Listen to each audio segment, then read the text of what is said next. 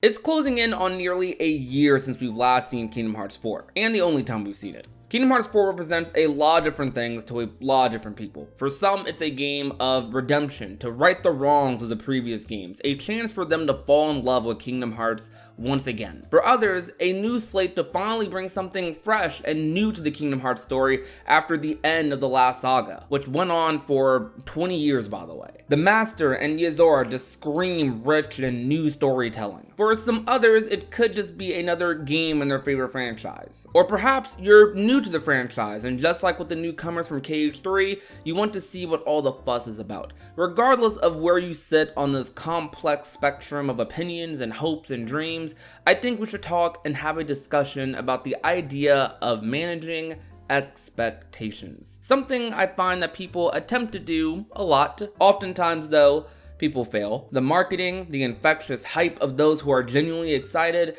and many other factors which can lead to even some of the most cautious and weary of fans to crack and get excited about something that in actuality might not be their cup of tea. However, if you're interested in learning skills and making things that can be people's cup of tea, then I'm excited to tell you about today's sponsor, Southern New Hampshire University. I remember when I first started this journey as a creator, I just went in blind, and it took me a long time to learn certain skills to get to even where I'm at now. SNHU is one of the largest accredited nonprofit online degree offerings in the country. SNHU contacted me today so I can talk to you about their game development program. If you have a passion for gaming, you can use that passion to pursue your own career as part of game development. With SNHU, you can learn how to do 3D modeling and texturing with game art software, learning computer programming languages and Unreal Engine to construct games for many different platforms, which Kingdom Hearts happens to be made on Unreal Engine, by the way. SNHU is very affordable, and their online tuition rates are some of the lowest in the country. To check them out, click the link in the description. It's snhu.edu/ProdigyxCD. It only takes one click of that link down there to find your calling. SNHU doesn't just offer game development either. There's also things like graphic design and web design, along with many other programs they offer. Again, go to snhu.edu/ProdigyxCD or click the link at the top of the description to learn more about these programs and what they offer. Thank you to Southern New Hampshire University for sponsoring this video. So, it's no secret to the Kingdom Hearts fan base and to people way outside of it that Kingdom Hearts 3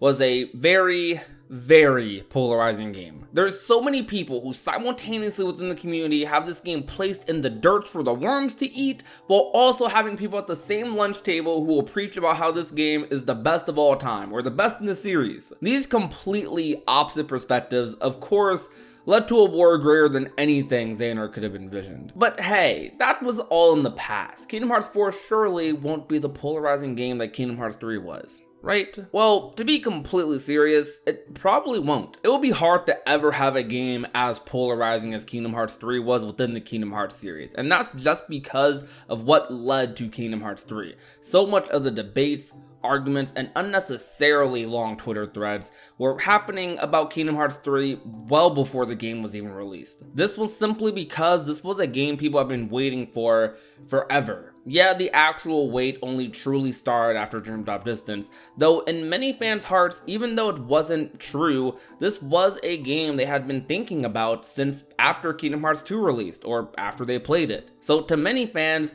this truly was the full circle moment of over a decade. A moment wrapping up so many things in a franchise that had been going on since 2002. And while that may not be entirely true, that at a general standpoint was the thought. And I'm included in that. I'm not gonna lie, after playing Kingdom Hearts 2, my brain isn't thinking the next game is going to be Recoded or 358 Days Over 2, Birth by Sleep, or whatever these titles are. Rather, it's naturally going to think Kingdom Hearts 3.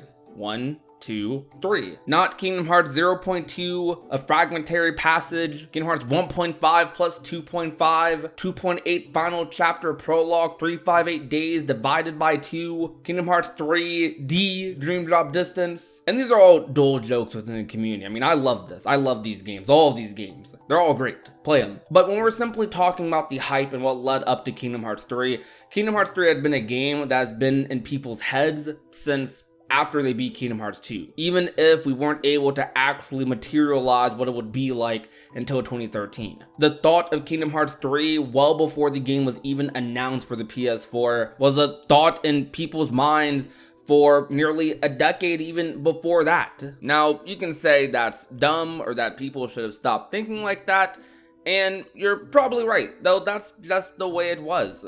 So, of course, when you have that many fans thinking like that, or even fans who have been following every game of the series and story, including the mobile games, it only makes sense that the seemingly end or finale to a saga spanning a little under 20 years would have a explosive amount of emotion put into it from people around the globe. Kingdom Hearts 3 had such a infectious amount of hype put into it from its fans that it brought in people who weren't even aware of the series before it. The approach to avoid all this confrontation that happened with Kingdom Hearts 3 is to manage expectations.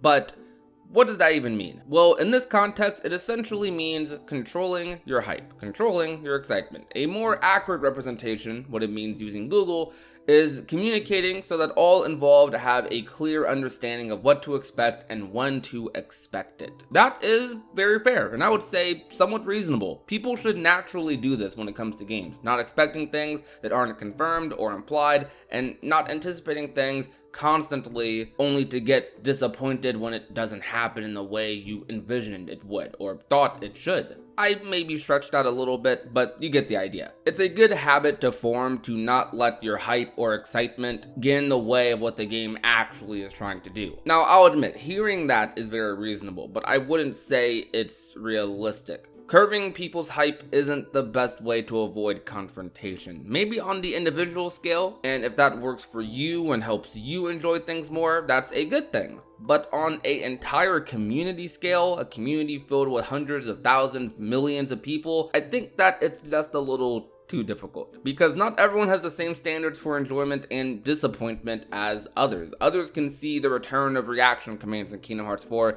and that is all they need to have more faith in this game than the previous. Just one thing, one tiny thing can change everything for someone, while others can see it and feel nothing. Those people who are excited about reaction commands returning can see it as the very thing that's been missing for them, the sign that things not only can be better, but will be better. This may be all the justification someone needs to be excited about a game. For me personally, I'll get the most excited about Kingdom Hearts 4 when I likely see what the first Disney World is, or if I see a specific scene that hypes the story up for me, or Yozora or something. I am excited about Kingdom Hearts 4 already because I know that it's going to be building off the amazing story that has been done in the mobile game, something not many people even know about and maybe are less fans of. In my head, at this moment, after what I've seen in Union Cross and Dark Road, there's no way the story of Kingdom Hearts 4 or this next arc as a whole could be bad. That's what I'm thinking in my head. That's because of the confidence I have based on how much I love the mobile game stories and even the story in Kingdom Hearts 3. And to be honest, most of the games, I love the story of Kingdom Hearts. I think it's way easier to just let people be excited about things that they want to be excited about. That doesn't mean don't correct misinformation, of course, but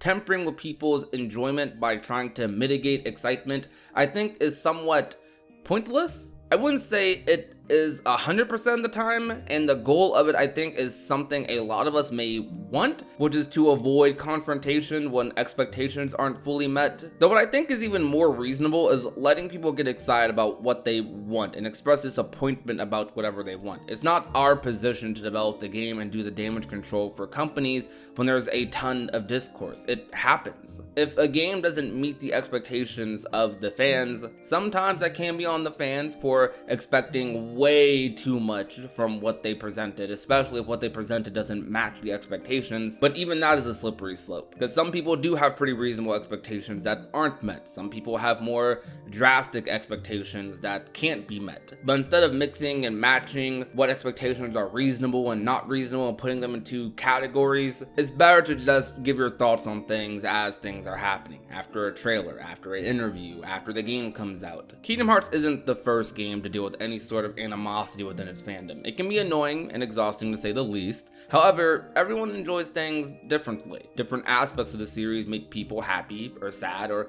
whatever emotion there is to feel. I feel like no matter how much we may try to avoid discourse as a community, the responsibility at the end of the day is on the developers for making a game that can satisfy multiple types of interest and not just those of a few. And when you're making something, that's going to happen, whether it's a game, whether it's an art piece, whether it's a video on YouTube. Not everyone is going to like what you have to say or like what's happening. That doesn't make something necessarily good or bad, or in this context, a game good or bad. It's really just up to the individual at the end of the day. My point is, when it comes to hype for Kingdom Hearts 4 or any of the future games, it's fine to keep your expectations in check. But that doesn't mean you're not allowed to be excited about things or disappointed over things either. It's okay to not like something. Talking about each other's opinions when it's a fun, thoughtful discussion is one of the most fun things about being part of a fandom. When it isn't fun or respectful, not so much. I don't think we fix this issue in any of our communities by curbing hype or expectations, because